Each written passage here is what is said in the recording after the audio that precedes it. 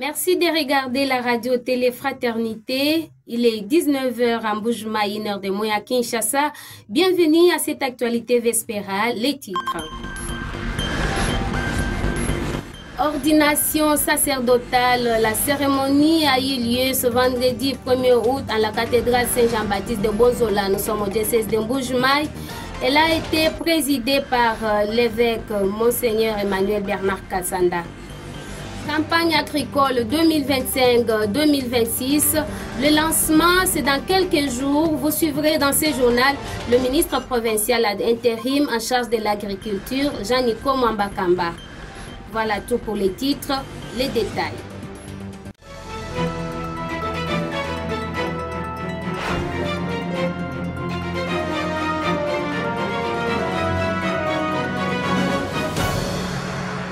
Le diocèse de Mbuji-Mayi s'est enrichi de 13 nouveaux prêtres. Leurs ordinations ont eu lieu au cours d'une messe dite en la cathédrale Saint-Jean-Baptiste de Bonzola ce vendredi 1er août 2025. Elle a été présidée par l'ordinaire du lieu, Monseigneur Emmanuel Bernard Kassanda. Reportage, Christian Théo Kalombo Lupemba. La cathédrale Saint-Jean-Baptiste de Bonzola était pleine comme un œuf ce vendredi 1er août 2025. C'était pour la messe des ordinations sacerdotales des 13 diacres diocésains et religieux, présidée par le numéro 1 diocésain, Monseigneur Emmanuel Bernard Kassanda, dans la concélébration des 143 prêtres et d'un diacre. Le sermon de Monseigneur Emmanuel Bernard Kassanda, évêque de Mbuji-Mayi, a élucidé sur ce qu'est le prêtre dans son ministère vis-à-vis de son peuple. Il doit montrer par sa vie ce qu'il annonce dans l'évangile. Le sacerdoce, c'est une vocation à l'humilité et au don de soi, comme le Christ mon pasteur qui donne sa vie pour ses brebis. Et donc le prêtre sait qu'il n'est qu'un instrument précieux dans les mains du Christ qui travaille avec espérance de voir un jour les fruits du royaume.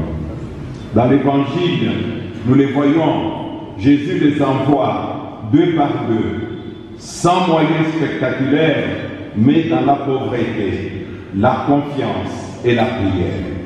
Ils partent main nue, les cœurs remplis.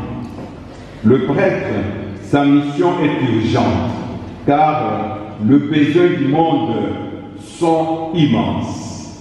Le prêtre est donc envoyé en mission, pas pour sa propre œuvre, et partager les joies et les peines. Il doit consoler, relever au nom de Jésus. C'est donc en ce nom de Jésus qu'il bénit. C'est donc en ce nom qu'il pardonne. C'est donc au nom de Jésus qu'il célèbre l'Eucharistie. C'est au nom de Jésus qu'il guide le peuple de Dieu. Il est donc le prêtre du Christ, configuré à lui par l'ordination. Aper Christus, comme on dit en latin. Au nouveau prêtre, l'évêque du diocèse de Mbuji-Mayi a donné les sages conseils de servir avec fidélité, d'aimer sans partialité et d'annoncer l'évangile en célébrant tous les jours l'Eucharistie. Le père de Mbuji-Mayi, Monseigneur Emmanuel Bernard Kassanda, a exhorté les jeunes prêtres d'éviter l'avarice, l'ivresse et le féminisme affectif, mais aussi de respecter les autorités ecclésiastiques de l'Église et les aînés. À la foule nombreuse, le père de Mbuji-Mayi a exigé aux fidèles les sages conseils à donner aux jeunes prêtres, la prière incessante pour leur maintien dans le service de Dieu et les aider pour leur maintien. Au moment de la cérémonie, Monseigneur Emmanuel Bernard Kassanda a ordonné prêtres les abbés Albert Ntumba, Anastan Moubenga, Donancien Kabanza, Hubert Mukendi, Edmond Kamona, Jean-Patient Numbi, Jonas Moulomba, Pascal Makolo, Paulin Mwambanzambi et les frères franciscains Albert Beya, Anastan Tumba, Trésor Nyembois et Mathieu Tchala. Après s'être vêtu en ornement liturgique conséquent, l'ordinaire du lieu, Monseigneur Emmanuel Bernard Kassanda leur a fait toucher l'hostie et le calice comme instruments primordiaux dans la célébration de l'Eucharistie quotidienne. C'était après la prière sacerdotale faite par l'évêque du diocèse de Mbuji-Mayi, Monseigneur Emmanuel Bernard Kassanda, pour leur consacration. C'était la joie du clergé de Mbuji-Mayi et du peuple de Dieu de ce diocèse de voir 13 membres s'ajouter à cette armée sacerdotale de Mbuji-Mayi. Et comme nous parlons de l'évêque de Mbuji-Mayi, signalons qu'il a présidé une messe ce samedi 2 août 2025, toujours en la cathédrale Saint-Jean-Baptiste de Bonzola, cette fois-ci en mémoire du père Herman. Retrouvons une fois de plus Crispin Théo Kalombo Lupemba.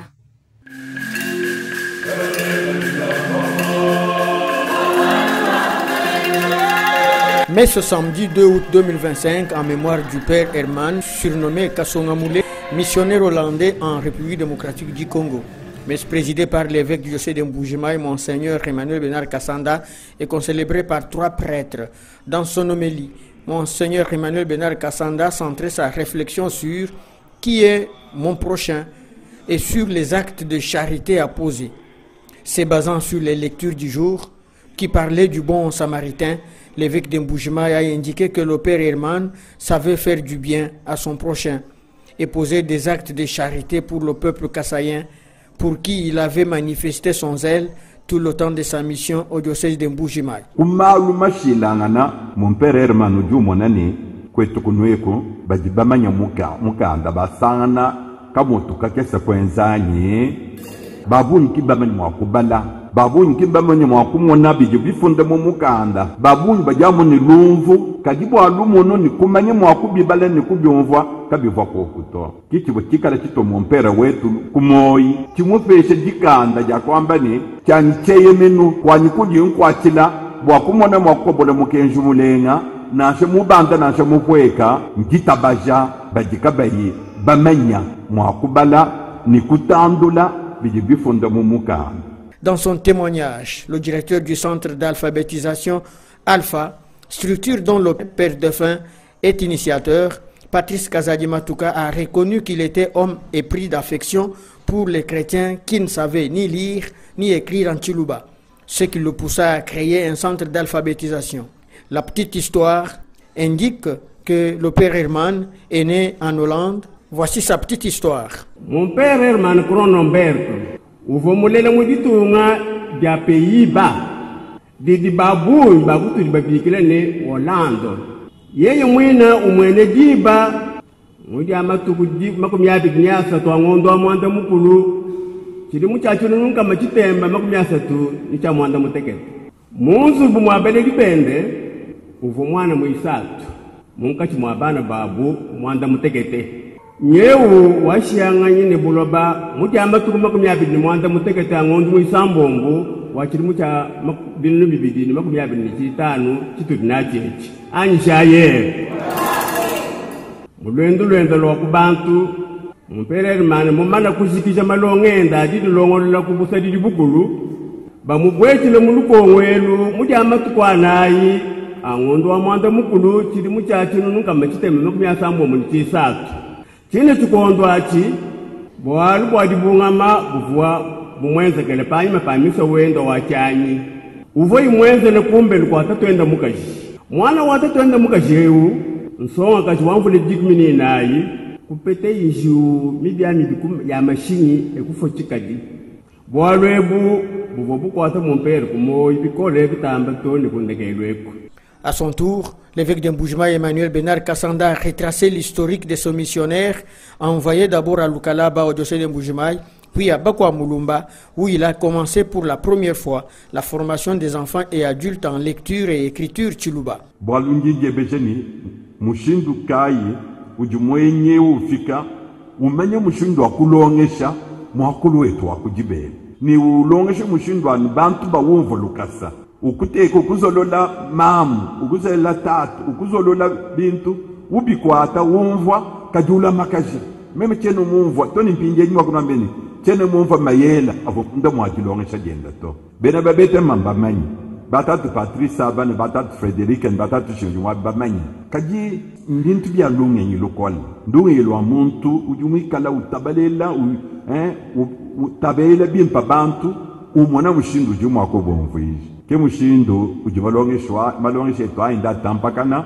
ni lelu meme chuma kubenga bwa mema kusambila bwa wetu yoto tujitumulo mbere kujivuja mukulu wetu amufila lusi muntu jumutwenzela byadikema mutu shila kivulu kilo chilika chimwa ko kufukato.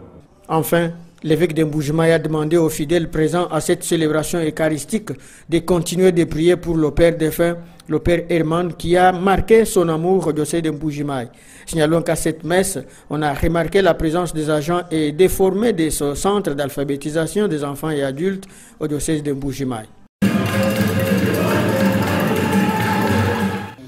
Les journées catholiques d'affermissement de la foi JOCAF 2025, les préparatifs s'accélèrent. L'esplanade de Bozola où elles se dérouleront est en train de changer. Les podiums sont déjà placés, montés pour recevoir orateurs et invités d'honneur. Cette année, les JOCAF sont placés sous le thème général « Que tes progrès soient évidents pour tous » tiré de 1 Timothée 4e chapitre au 15e verset. Elles iront de 4 au 9 août 2025, chaque jour de 14h à 18h.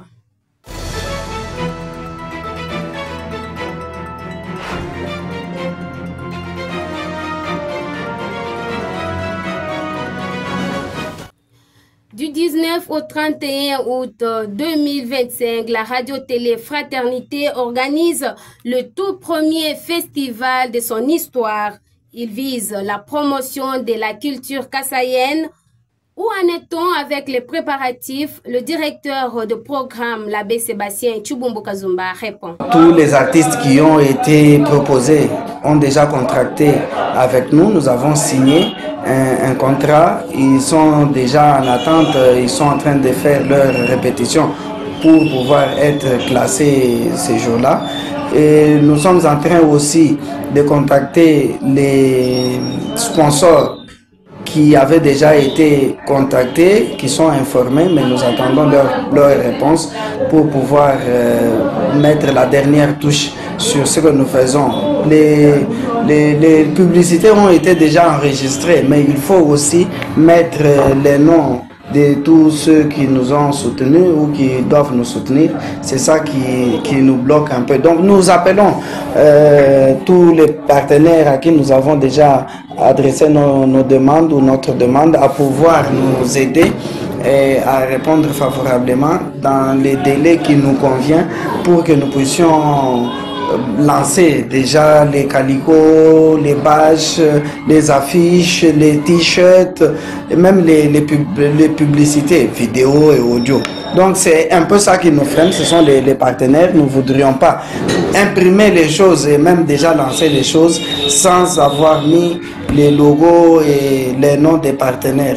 C'est ça, les blocages qu'il y a. Donc nous lançons un appel vraiment urgent à tous nos partenaires. Là, je peux citer RTL, je peux citer Orange, je peux citer Raobank, je peux citer Régie des eaux, je peux citer le gouvernement provincial, je peux citer Vodacom, je peux citer l'Assemblée provinciale. Bon, tout ce monde-là nous a promis un soutien et malheureusement, jusque-là, personne n'a répondu favorablement. Donc, nous appelons à leur bonne volonté, nous toquons à leur porte pour qu'ils puissent nous répondre afin que nous puissions imprimer et avancer. 1er août, un grand jour pour le scoutisme. Son fondateur organisait le tout premier camp. À cet égard, la radio-télé Fraternité a interrogé l'un des membres du comité provincial Kasaï Oriental, Jean-Pierre Kabewambalanga, le dromadaire. C'est une grande journée telle que vous le dites parce que c'est le jour où Baden-Powell a organisé le premier camp avec les jeunes, avec une vingtaine de jeunes qui est allé avec ces jeunes, il s'est retiré quelque part pour l'essai de son premier camp. Et c'est pourquoi à ce jour, le 1er août, ce jour a été baptisé, le jour du foulard. C'est pourquoi vous me voyez avec mon foulard. Et je suis heureux et content chaque fois quand je porte mon foulard parce que le foulard me rappelle l'engagement que j'ai pris dans le scoutisme. Tout celui qui peut porter le foulard, c'est celui qui a été admis à la promesse scout. Et si vous observez bien, il y a le nez en bas de mon foulard qui veut juste montrer que c'est la bonne action quotidienne. Donc chaque jour, un bon scout, c'est celui qui pense à faire une bonne action quotidienne. Et les soirs, je vais la dénouer pour évaluer la journée, si je l'ai mieux passée, si j'ai eu à faire des bonnes actions quotidiennes. Et comment vous évaluez ce mouvement aujourd'hui? Comment il se porte? Est-ce que c'est le mouvement qui continue à être debout comme nous l'avons connu ou il est en train de boiter un peu? Certainement, c'est un mouvement. D'ailleurs, il est en train de prendre encore de l'ampleur parce qu'il y a autant de jeunes qui viennent vers nous, qui veulent adhérer dans le scoutisme. Et quand ces jeunes viennent, ils se disent, nous voici, faites de nous ce que vous voulez, que nous soyons plus tard. Comme vous savez, c'est un mouvement éducatif et à caractère non politique. Tout le monde est la bienvenue. Et l'éducation chez les scouts, elle est permanente, la formation, à moins que la personne se souscrit de la formation. Mais sinon, si la personne a bien suivi les étapes de progression, la société peut compter sur le scoutisme parce que c'est un mouvement qui arrive à donner à la société des hommes et des femmes utiles et capables de s'assumer. Au scout, je leur ai dit vraiment de méditer, d'évaluer le temps passé. Vous savez, on est presque à la fin de l'année scout. On est pendant les grandes vacances. Et pendant les grandes vacances, que tous les groupes scouts vont camper. Et quand ils vont camper, ça s'appelle le camp classique. Ils vont pour mettre en pratique tout ce qu'ils ont appris au cours de l'année scout. L'année scout commence au mois d'octobre. Vous savez, les écoles reprennent au mois de septembre et l'année scout reprend au mois d'octobre. Et quand les gens sont en grandes vacances, les enfants sont en grandes vacances et les mêmes vacances que le scoutisme profite aussi pour la mise en pratique de tout ce qu'on a appris tout au long de l'année scout. Et il ne reste qu'à leur souhaiter bonne fête. Certainement, certainement. Et de leur dire, le foulard est réservé aux scouts. Et comme on a toujours chanté, jamais rendez, rendez, jamais rendez, rendez, les foulards et des guilouettes ne s'est donné à personne, sauf aux scouts du Baden-Powell. C'est pourquoi je vous ai dit à tous les scouts qui ont été bien formés et qui ont suivi la formation comme il se doit, et c'est là qui sont encore au début. Bonne fête. Le contact des peuples peut entraîner le changement des cultures. Ces propos sont d'un sociologue. Le chef des travaux, Jean-Jacques Chingoma, répondait à la question sur les causes de la multiplication des biens demandés au mariage coutumier. Il est sur des propos recueillis par Symphorien Moulinga et Merveille Kayembi. Ce que je peux dire, c'est que la dot, c'est ce que l'homme, les prétendants, versent dans la famille de la femme de la prétendante pour avoir un mariage accepté par la société. C'est ça la dot, ce qu'on demande dans la belle famille que l'homme doit verser pour être reconnu comme gendre, être reconnu comme mari de la femme, ce qu'il doit donner là. Peu importe que ce soit en nature, que ce soit en espèce ou que ce soit en matériel ou comment, c'est ça la dot. Maintenant, la dot en tant que valeur sociale, en tant qu'un fait social, ça évolue. C'est lié à la société. La société évolue. Donc, il faut bien comprendre ce qui se passe en Mbuji-Mayi dont vous avez parlé concernant la dot, les changements qu'il y a aujourd'hui. La dot contacte d'une manière exorbitante. Tout ça pour comprendre, il faut comprendre l'évolution de la société. Il faut comprendre la dynamique sociale. Cette dynamique sociale entraîne des changements de la société, ça entraîne la métamorphose de la société, à commencer par les langues même. Les Tchouba que nous parlons aujourd'hui n'est pas les Tchouba qui étaient parlés il y a 20 ans, 30 ans. C'est comme cela aussi que ça évolue, que ça change. Avec l'évolution de la science, le développement de la technologie, tout cela, ça entraîne les changements de culture. Nous avons les migrations, les cultures qui se rencontrent, les peuples qui se rencontrent. Vous savez que la langue, l'élément moteur, les véhicules de la culture, c'est la langue. Et quand la langue change, subit des modifications, ça entraîne aussi des modifications dans la culture. Et quand les peuples se rencontrent, ces brassages-là, ça laisse la culture, ça fait que la culture puisse aussi subir des modifications. Donc, il y a à la rencontre des différentes cultures, il y a des éléments que ma culture perd et des éléments que ma culture gagne. Et quand de nouvelles choses apparaissent dans la société, ça fait que la société change aussi son mode de vie. ça fait aussi que la société puisse s'adapter à l'évolution de la technologie, à l'évolution de la science. Les filles même qu'on épousait dans les temps passés, elles étaient des illettrées. Mais aujourd'hui, les filles ont étudié, les filles étudient. Ça augmente la valeur ajoutée de la femme qu'on va épouser. Tout ça, on tient compte de ce que la famille a fait pour la femme que tu veux épouser. Parce que quand tu vas épouser, les études de la femme vont te servir à toi, servir ta famille. Vous comprenez? C'est comme si la famille de la femme va perdre quelque chose. C'est comme si elle a investi pour toi. Tout ça, ça augmente la valeur de ce qu'on va demander comme dot ou des choses qu'on va demander. Donc la liste dont vous parlez là, c'est compte tenu de l'évolution de la société et nous sommes en périphérie par rapport à la capitale, par rapport à Kinshasa. Kinshasa, c'est l'épicentre de notre pays. Donc on copie à partir de la culture de Kinshasa. Ça quitte Kinshasa, ça se répand à l'intérieur dans les provinces. Et dans les provinces aussi, les chefs-lieux de province sont l'épicentre de l'intérieur. Ça évolue comme cela. Donc c'est compte tenu de l'évolution du monde, c'est cette dynamique sociale-là qui a entraîné aussi les modes de doter. Ça a entraîné les modes de doter, même la manière de doter, même le contenu de la dot, ça a changé.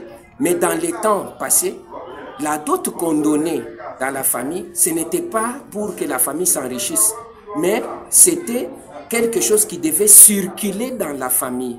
Donc, on te demande la dot. Cette dot dans la famille dans laquelle tu la verses, elle va être versée dans une autre famille pour un garçon de cette famille-là. Je le disais dans le titre, la campagne pour la saison A sera lancée incessamment au Kasaï oriental. La confirmation est de Jean-Nico Mwambakamba, ministre provincial ad intérim en charge de l'agriculture. Il précise que l'heure est aux préparatifs et l'évaluation de la saison passée. Il est devant la caméra de Delphin Carlos Kalonji. À quand? Bientôt? Peut-être demain, après-demain, nous attendons le signal de Kinshasa, mais pour le moment, nous sommes dans les préparatifs très sereins. Je peux vous dire qu'à partir du Conseil des ministres de vendredi, on en a parlé en long et large. Bon, ce matin, le gouverneur a réuni, lundi d'abord, il a réuni tous les techniciens, n'est-ce pas, autour du ministère de l'Agriculture. Qui dit techniciens, ce sont par exemple les cordons du service national de semences, service national de mécanisation, service national de fertilisants et intrants, et l'inspecteur provincial de l'agriculture, qui est, qu'on appelle division de l'agriculture. Donc tous ces services autour de l'agriculture étaient réunis autour de moi-même en faisant les télés. Et autour de ça, on tentait, avec le personnel technique, n'est-ce pas, au gouvernement, en l'occurrence le conseiller en matière d'agriculture, avec l'assistant et les conseillers techniques, c'était autour de cet événement qui mérite attention particulière de tout le monde. Donc le gouvernement provincial doit tout faire pour un peu décortiquer autour d'évaluation de la saison passée, saison 2024, avant de passer à la saison 2027. Parce qu'on ne peut pas commencer la saison en cours sans critiquer ce qui est passé la fois passée. Quelles sont les faiblesses qu'on avait enregistrées? Quelles sont les forces? C'est pour cela qu'il y a des réunions là qui se tiennent. Aujourd'hui même, je vous dis, après la réunion autour du gouverneur de lundi soir, on a quitté le bureau tardivement. On avait invité tous les partenaires potentiels de l'agriculture étaient autour du gouverneur cet après-midi. Donc toujours pour préparer cette saison-là. Et autour de ça, nous tentons de voir comment on va cultiver. Il y a les tracteurs. Est-ce que tous les tracteurs sont en bon état? Et ils sont au nombre de combien? À la taille de ceux qui demandent. Donc c'est ça, autour de ça. Et ceux qui sont à part, qu'est-ce qu'on va faire? Voilà qui met fin à cette grande édition vespérale sur la radio-télé Fraternité. Vous avez pris en cours de diffusion. En voici rapidement les rappels des titres. Messe d'ordination sacerdotale. Ce vendredi 1er août au diocèse de Mbuji-Mayi, 13 nouveaux membres ont reçu ce sacrement des mains de l'ordinaire du lieu, Monseigneur Emmanuel Bernard Kassanda. Campagne agricole 2025-2026. Le coup d'envoi pour la saison A, c'est dans quelques jours. Vous avez suivi le ministre provincial ad intérim en charge de l'agriculture, Jean-Nico Mwambakamba. Merci et à bientôt.